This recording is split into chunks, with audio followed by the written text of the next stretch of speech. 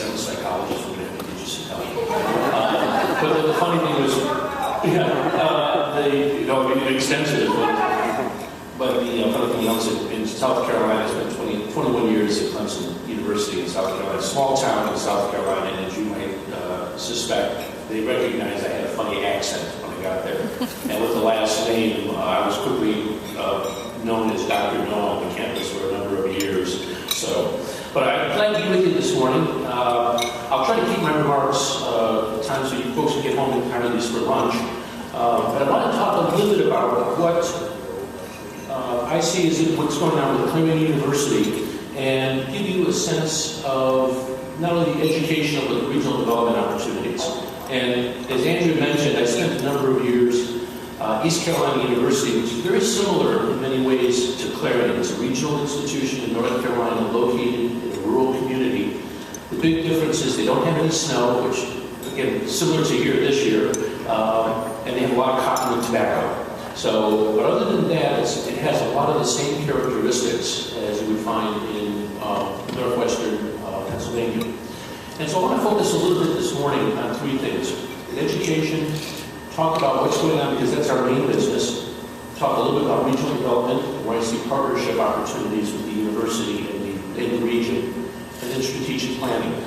I'll talk about the strategic planning very quickly, just to let you know we are underway under leadership of President Whitney to be reconsidering our mission, how we're fitting in with the economic area, helping with regional development in the region, as well as recasting and looking at our academic programs. And so there's there's a procedure going on that started early this year, will be going on through next year. And I know Karen's invited people from the community in many instances to weigh in on some of the things we'll be doing. You'll be hearing more about it as we go along. But we have come up with a mission statement, where we actually revise a mission statement. A vision statement is values that I think capture our commitment to not only the students we educate, but also the region. In terms of the education side, one of the things I want to focus on, this is a slide you saw for those who were at the last breakfast with the rural Pennsylvania. One thing I think about, you notice here, this is a slide about the changing population that Barry Dankman presented a while back.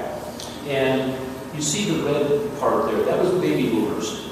Well, I'm not as much interested in focusing on the baby boomers. I want to show you a thing that I think is important.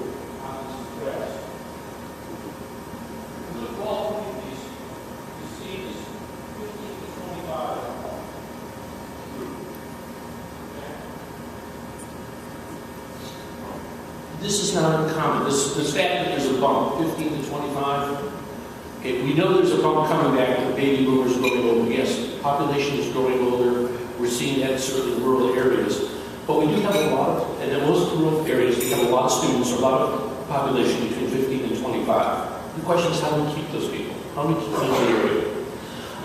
One of the things I've noticed here, in my just brief time here, and I've talked to the deans and talked to faculty, it's about how many of our students want to stay in the area, want to find jobs and stay in the area. They like it, they would like to stay here if possible. So the question becomes, from my perspective, it's a challenge. How do we create enough economic stimulation, enough jobs, so that these students who are educated coming out can stay in the area, raise families, and contribute to the region? In doing that, one of the things is our main business at Clarion University is education. And my job as provost, and sometimes people ask what does a provost do, a lot of times it's coming from the faculty. There's a question of, I tend to look at what some of the national trends are and try to get a sense of what it is and how to fit into that. The biggest change that's going on right now in higher education is this difference between traditional and non-traditional. 15, 20 years ago, we talked about the non-traditional student as being that person who wasn't between 18 and 22. Well, right now, the major population we're going to be seeing in higher education is going to be the non-traditional student. There are a lot of individuals across the country who have some college education but have not finished a degree, or have a degree and want to get more education, or are in a position where they have a high school degree, high school diploma, working, and now they find they need more. So the question becomes, how do they get it? So the non-traditional student is really going to become, over the next decade, I think, the traditional student. You're going to see much more of the non-18 to 22-year-old individuals in school. from our perspective, how do we deal with that? How do we respond to those needs? Because the 18 to 22-year-old, we have them on residence halls, they're on campus, they're eating here, we have a sort of sense of what their life is like. The non-traditional students have very different types of lives. So part of what happens is we look at how we educate. The local versus distance, what we sometimes call face-to-face. Most schools in the country are wrestling with the fact that what are we going to do? We're finding face-to-face demand dropping. We're finding more students interested in technology. They want the convenience of being able to take courses at home, or being able to have the convenience of taking it for come only once a week, once a month to campus, rather than being there Monday, Wednesday, Friday from 9 o'clock to 9:50 or 3 to 3:50, whatever it might be. So there are changes there. And so the technology is playing a role. It's making it more accessible, education more accessible to a larger group. And then the degree ladder. This is a new term. It's a term that is starting to creep into the language in higher education. A degree ladder is talking about the fact that people will come in and out of education at different points, trying to get education. So we may need people who have a high school degree or high school diploma saying, okay, well, I'm interested in getting certification in something, which means I have to take 4 or 5 courses, but I don't need an associate's degree. And then people say, well, I need an associate's degree or a bachelor's degree. And again, what you have college-age students, you know what I'm talking about, where in many instances now, for many careers, a bachelor's degree is not sufficient. We're now looking at a master's degree. So there's a change in what's going on. So you think of the degree ladder, people are going to get on and off at different points. How do colleges respond to that? The interesting thing from this is, where does the degree ladder start? We're now finding the degree ladder is starting for the really bright students in high school. We're having students who are taking courses in high school. There is a phenomenon in California, especially among the Asian population, where kids are taking AP credits. And literally, there are high school students graduating who are starting in their junior year. They have 60 college credits by the time they start their college career. So it's a changing environment in what's occurring here. So we're starting to see the K through 12 becoming K through 20, K through 16 as we change along the way in terms of education. What are our non-traditional opportunities? One of them is the Venango campus. One of the things that attracted me to this position, in addition to this being a regional university that really was tied to the community, was that we had the Venango campus as an opportunity, as outreach. As many of you know, we don't have a community college close by here. And as a result, Venango campus has been serving to provide a lot of opportunities for individuals in terms of workforce development. We have a number of associate's degrees. We've also come up with what we call some completion degrees. This is sort of flipping the way things are done. This is the opportunity where individuals who are getting a certificate in industry, doing something, let's say, a good example would be medical imaging, or parts of health, where they're getting a technical degree or technical training in a particular area, come to us to get the general education so they can get their bachelor's degree. And the bachelor's degree becomes a window or an opening for a lot of individuals to then go on to a master's degree. Because as you know, many people will start in a particular profession and then want to move up into management or move into new areas where further education or degrees will be required. So the completion degrees are becoming important. Also, we're expanding to the region. We're doing many more programs in other areas within Western Pennsylvania, Northwestern Pennsylvania. And in some of those areas, we're really focusing on technology, and we're also focusing on health. Those are two areas that we're really been looking at quite a bit.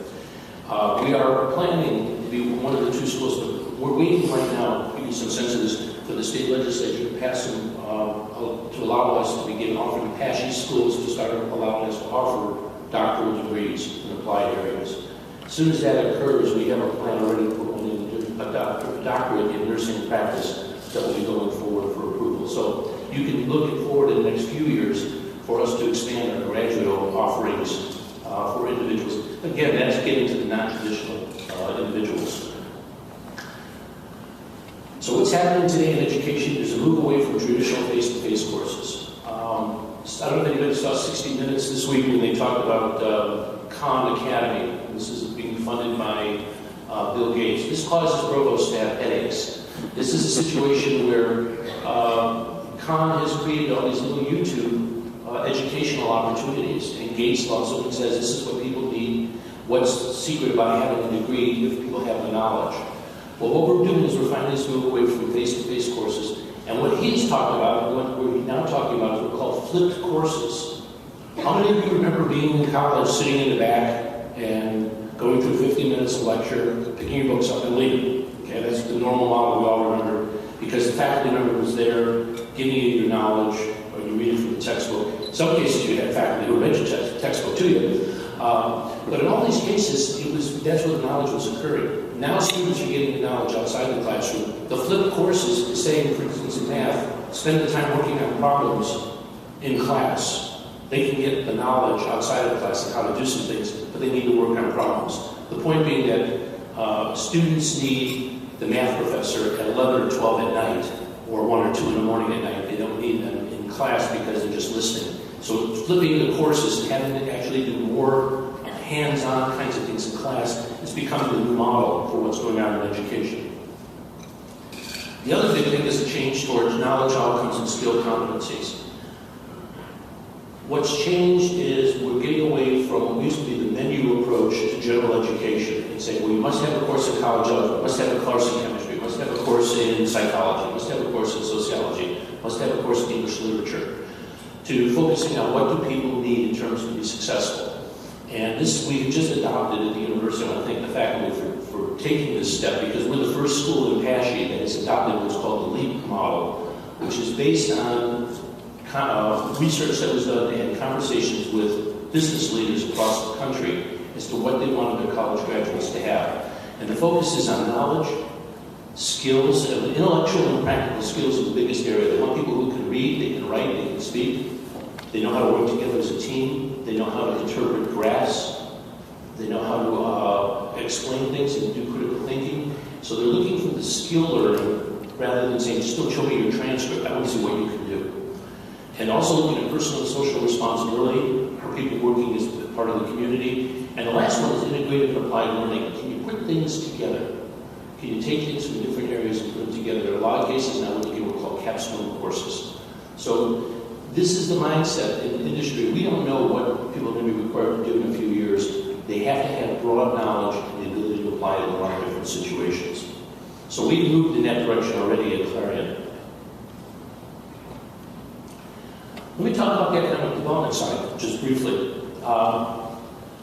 Obviously, we do have what I'll call direct economic impact in the region. And a recent study by the state indicated that with what we call the economic multiplier, that Clarion accounts for about $280 million a year in the region. And that's based on how much money we're putting into the economy in terms of our budget, but then how much our students are spending and how much they're spending results in additional spending in the community, how much the faculty are spending and staff are spending in the community, and so forth. What you find in general, areas that have colleges and universities tend to have a higher level of socioeconomic status because of the universities being there, not in terms of the training of the staff and the faculty that might be there, but also the impact it has in terms of spending within the region. But really the important part I wanted to spend a few minutes today talking about is indirect economic partner. Why is the partnerships important? I had a president one time tell me, which I agree with, is that it's a win-win situation. A university does not succeed, the community does not succeed. They both have to be successful. Students are not going to come to a community where they see it as a blighted community, a community where there's no activity, there's nothing going on. They're looking for a university that really is partnering well with the community. And it becomes important because it not only helps us attract new businesses in the industry, but also helps support the ones that are there. So the partnership between a university and the community is critical. This is another slide that we had, it's the last one, and I want to just show you the right-hand side. Look where the growth is. It's the 10 to 19 employees. Companies that are employing 10 to 19 employees. If you looked at economic development 15 years ago, 20 years ago, economic developers were out chasing after the big company. You wanted to get the BMW, you wanted to get the Dell computer, you wanted to get the large company that was going to be 200 or 300 jobs into your community. It was great for the county commissioners. You were in the ribbon cuttings, you had a new plant being put in. Those days really are not there anymore. We're not finding the large companies relocating, and we worry more about when those companies come, when will they leave, or are they going to leave? And if you talk to most economic developers in the country, they would rather bring in 10 companies with 50 employees each than one company with 500 employees, because of the risk that's involved in bringing a large company and perhaps losing it at some point down the road. So So given that makeup, what do we do in the area? What are we helping with? One of the things I'm very excited about, very proud of, is our SBDC, our Small Business Development Center. Our Small Business Development Center, which is located out at the Barnes Center, is one of the most productive in the state. And just some statistics for you, last year, the SBDC gave over 8,000 hours of one-on-one consulting to over 500 clients. Now, the SBDC, for those not familiar, really work with individuals to either help companies start, or help them improve, or help them expand. They also do training. They did over 5,500 hours of training to over 1,200 individuals. And probably the most important thing is they helped raise $13 million in capital formation last year for the region. So it's not just Clarendon County, but for the region, the area that they service. Where were those companies? 4 out of 5 were in service or retail. 78% were in the service or retail industry. So think about that in terms of where things are going. We also have at the Barnes Center, it's an incubator for the area of biotechnology and technology. Under the leadership of former President Joe Grunewald, the Barnes Center was established, which is, we hope, a magnet to attract some high-tech individuals to come here, to locate, to do some work, and if they're successful, to keep them here. What's important in this, and I was talking to Joe a week ago, when I was in Eastern North Carolina, the problem was we had a lot of technology located in the region, but we were losing it because the capital supporting it was in Raleigh and the Research Triangle. So the money would say, if you want the money, you come to us. What's going to become important for us here is if we bring individuals in to incubate and help them create companies here, is that we have the capital to help them stay here and create jobs right in the region here. The workforce development, I think this again is where the education part comes in. Some of this will be continuing education, some will be college credit. Providing skills for increasingly advanced jobs. People are finding their jobs are becoming more sophisticated. They need training to do that. But more importantly, there are individuals who are going to say, I want to get ahead, I want to do something different. They're going to see the need for additional upgrading of their skills. That's what we need to provide. And the good schools are going to do this on a very quick, nimble schedule. It can't be something where you come in and say, I need this, so we'll develop the course for you in 2 years. It's going to have to be something that's going to be delivered in a very short period of time. And the other thing I think we need to do is contribute to what I call the creative class. This is something that I'm going to talk about in a little more detail because many of you may not be familiar with the creative class. And it's an interesting concept. And the concept of the creative class was presented by Richard Florida, who was a business guru who talked about the fact that the economic driver in our country has changed from needing sewers, needing highways, electricity and things, the typical manufacturing we have, that much of the old type manufacturing is no longer driving this country. Now the advanced manufacturing, which we may be able to go to, can really bolster the economics of a region. But his point was that really what's happening is there's a creative class that's driving the advancement in this world, especially in our country. What's the creative class? These are individuals that have talent. They're the entrepreneurs. They're people who are oftentimes focusing on service, health industry, entertainment, legal issues, lawyers, all of the service areas he puts under this talent area. And they're driven by technology. They're also driven by what's called tolerance. They want communities that allow for a lot of different leeway in terms of individual interests and lifestyles. And the last thing which was added is this thing called territory assets. Territory assets was just added recently, and it really focuses more on what we call the rural creative class in a second. I'm going to give you an example of the creative class. Pittsburgh fits the model very nicely. Okay, Pittsburgh has reinvented itself to be where it's a place where there's a lot of things going on, a lot of dynamic things going on. There's weekend things, you have a lot of the arts, you have the sports, all sorts of things going on, restaurants.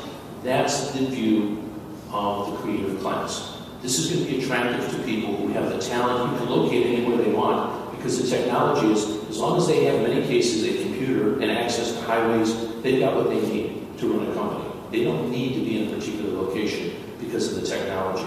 So this creative class is taking over. You see it in Pittsburgh, it's a good example. Boston is another good example of it. Austin, Texas is used as a model. Raleigh, actually not Raleigh, it's Durham, North Carolina, Research Triangle will be another one. There's several across the country that he has studied extensively, saying they changed their model. The urban model are the young kids. That's where the college kids, the college graduates are going. They're going to areas where there's some dynamic lifestyles going on and they can enjoy where they are. What's going on with the rural creative class? This is a new concept. What we know about the rural creative class is that it's older. It's older in the sense that what they're finding is there are some rural settings that fit the creative class. And they have people in their mid-20s to 40s. That seems to be the older class that they're talking about. They're those that are raising kids, have kids in school districts. So it's not the kids who are just coming out of college, but it's a generation, the next generation after that.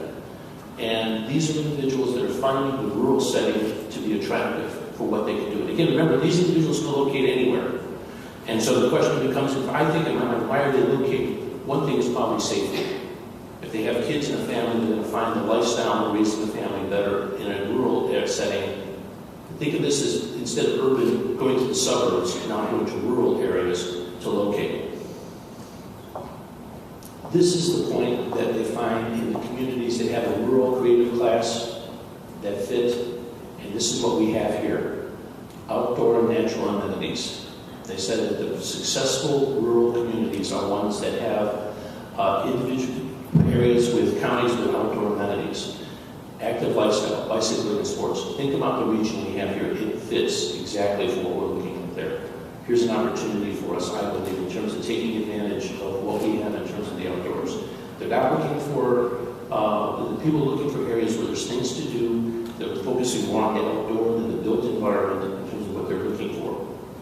Quality of schools. Again, the ones that attracted the rural creative class tend to have higher level performing schools in terms of grammar school, high school, all the way through.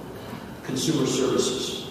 They're looking for a high level of consumer services. So you're thinking now about the restaurants you're providing, the stores, shopping centers, things along those lines. Again, think about it. You bring a creative class in, suddenly you create a number of other jobs in the area to serve that group. Artisanal community and cultural heritage. Again, I think we're strong in this area.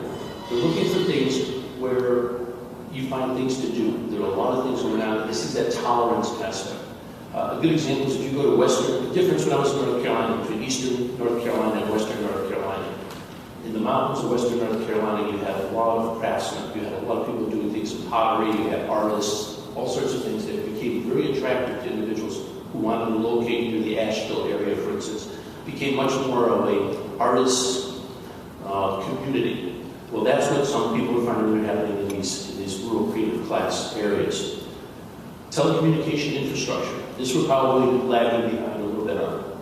We have to have broadband capabilities. We have to have the ability for those individuals to successfully communicate worldwide.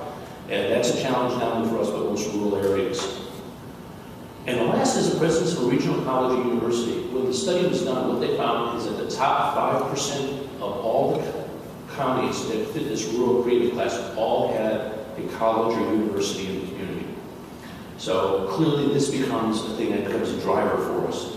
And again, it's something I think we need to, we're fortunate that we have Clarion here, and that's what Clarion really has to become, as much as possible, a partner with the region to help promote the region itself. What do I see as regional opportunities going on? I think we all know about the energy development aspect. We're going to have to ask ourselves, are we going to focus, that's going to be a driver, certainly in this region, because of the natural gas that's coming here and related industries that may come over the next 20 to 30 years.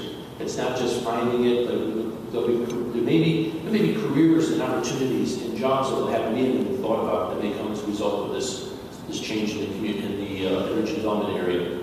Entrepreneurism still is the biggest driver. If you talk to any economic developer, they'll talk about the entrepreneurism.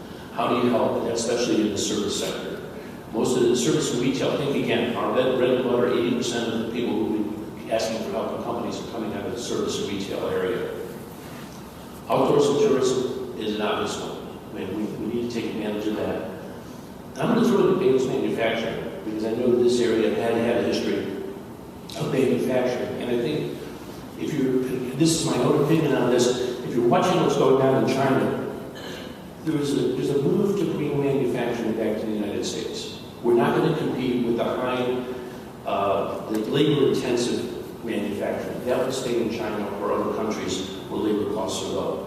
But in areas where we can do advanced manufacturing, that means a lot of product with very few people working, maybe 10, 15, 20 people using high-tech equipment. That may be the future for us. And how that will fit in and whether we have a role in that is something I think we need to explore, because I agree with the position that we need to be producing. We need to be creating something. And so the question becomes, when could we get in that situation here? Let me just quickly finish up with an update on what's going on at Clarion campus. We'll tell you about some of the buildings, Beck Hall, Tippin Gymnasium, and then what's going on at the Venango campus. The building right across the street, Beck Hall, is going to be going through renovations. This is an interesting building. When I first visited the campus, I looked at it and was trying to understand the architecture of the building.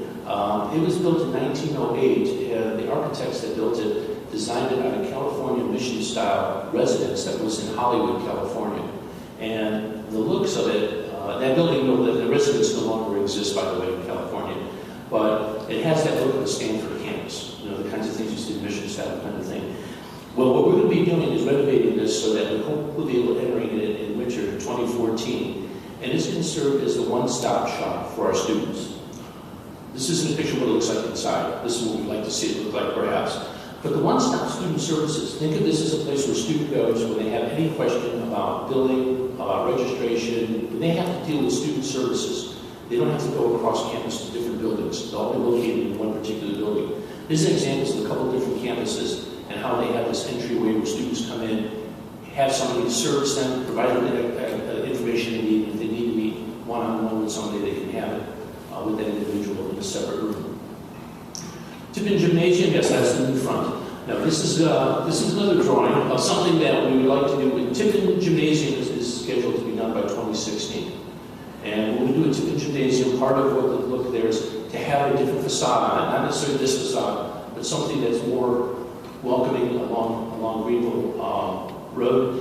The natatorium, the swimming pool and diving room, we moved out of it. That whole area will be renovated entirely. The entire gym in the building will be renovated.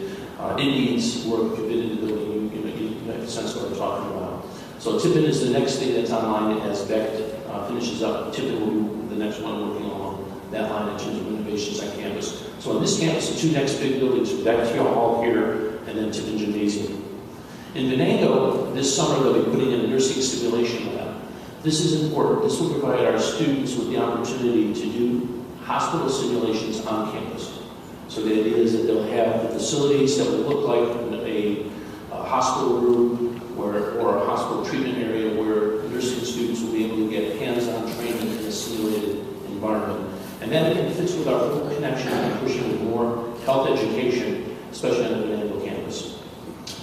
So with that, I'm going to stop, and I'd be glad to entertain any questions. If anybody has any questions they'd like to ask. You mentioned that the pool will be moved. Where will the pool be moved? Where will the pool be moved, Paul? Or Rick? It will be moved over, if you think of that corner where we have the parking lot, where, what's the Campbell. Where Campbell was. where Campbell Hall was, it will be moved over there in that parking lot, so it will be attached to our recreation center and across the street from the students.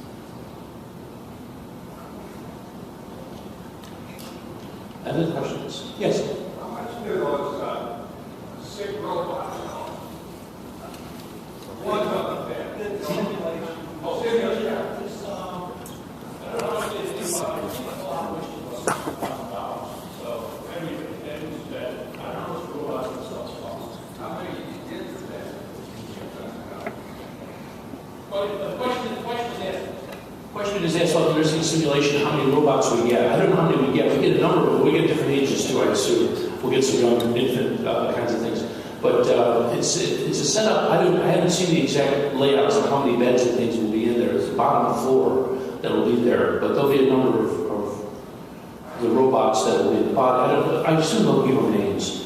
So we'll find out what the names are for you. Yeah, I think it's For contribution of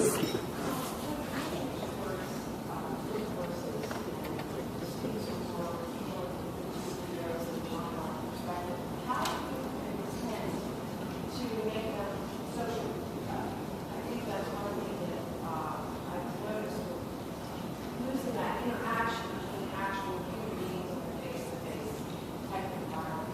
Yeah, the question from Andrea was, because we move more to the technology, how do we help the students with the social aspect side of it? And that's really a challenge. Look at Harry Tripp into that. It's really a challenge for student affairs to some extent. We've got to get the students involved in groups, in things outside of the class. We have to get the students working together as teams on things. The more we can do that interaction, that, quite frankly, is one thing I think we've let the industry and it down on, is we haven't been doing enough teamwork skills. What you hear from every company, it started out with engineering, but it's across the country now, they're asking, we need individuals who can work together, who can communicate and so forth. So I think a lot of that's what we have to do in the classroom itself.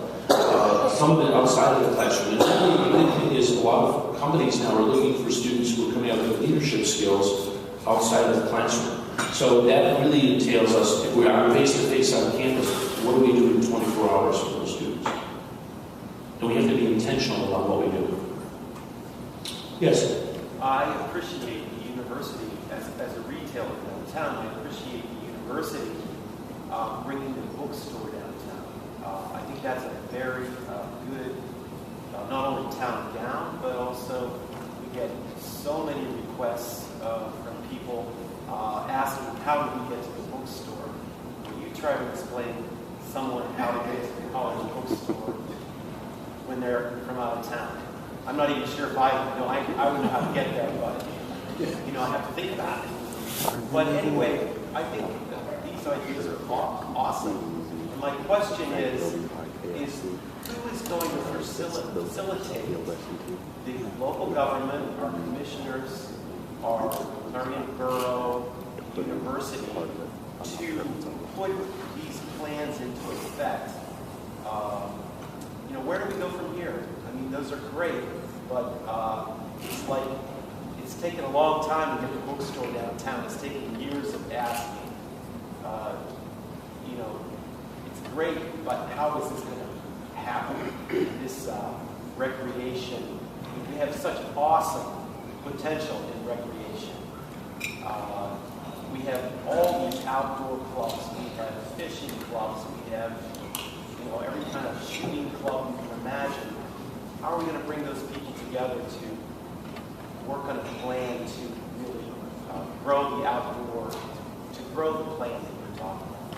That's a good question. I will tell you, it involves what I've seen happen. And I've been in the town, Greenville, North Carolina, which is larger, it's almost 80,000 people, succeeded in doing some of that in terms of bringing the university and the community together and actually helping revitalize the downtown area. And the way it happens is the people that were involved. You have to get the right leadership. I think from Karen's perspective, Karen Whitney, I think, has got the idea and knows what to do. It's going to be a matter of getting people together to talk, to come together with some plans and to say, what can we take? The bookstore is a good example. What's the first step we can take leading to some overall plan that benefits not only the community but also the university? What also helps is, in some instances, for both community leaders and university leaders, is to visit some areas where it has succeeded and to ask and say, how did you do it? How did you put the plan together? What did you take a look at? One of the important things is what I call this environmental scanning. And it sounds like you've already thought about that, asking yourself, what is it we have here that we can take advantage of? And how do we bring it together? How do we advertise it? How do we make it happen?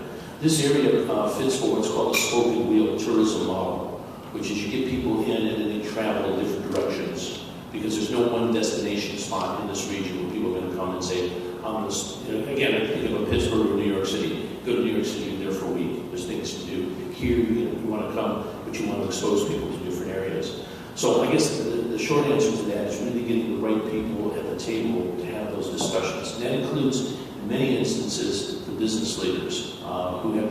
When I saw the change in people in North Carolina, it happened when the business leaders in the downtown area got serious and said, we need to figure out how we're going to grow the downtown area, otherwise it's going to die. Now, this was a much more urban setting, a larger downtown area that was dilapidated. They had to figure out how to bring the right people to the area to make it work. So then they worked with some leaders from the university. I think Karen's going to be very open to those kinds of dialogues. I think Joe Gruner will also help establish some of that. So we have, I think, the people here to help with it. It's just a matter of getting the right people together. I know that's one of Karen's goals, is to look at areas, because again, if we have a very vibrant community, it's going to make this university very much more attractive for students coming in here, and it will actually contribute more back to the community Well, again, I thank you for listening to the comments, and I think, Tina, you have a couple finishing things. Thanks.